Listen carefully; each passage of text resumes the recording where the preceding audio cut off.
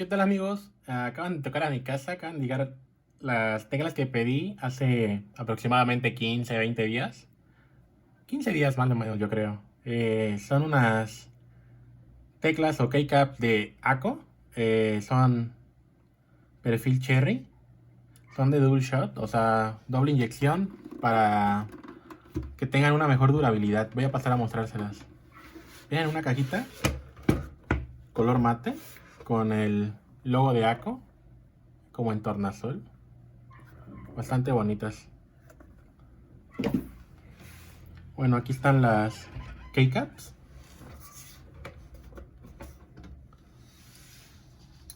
Como podrán ver, aquí están todas las keycaps.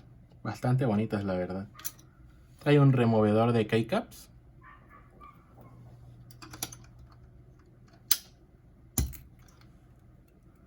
Y como podrán ver, tienen doble inyección de color para que no haya ningún problema si les das un uso excesivo.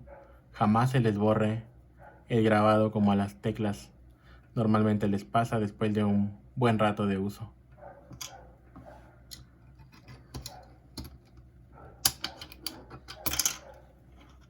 Aquí está otra. Esta es color morado con cereza quizá. Como color guanábana.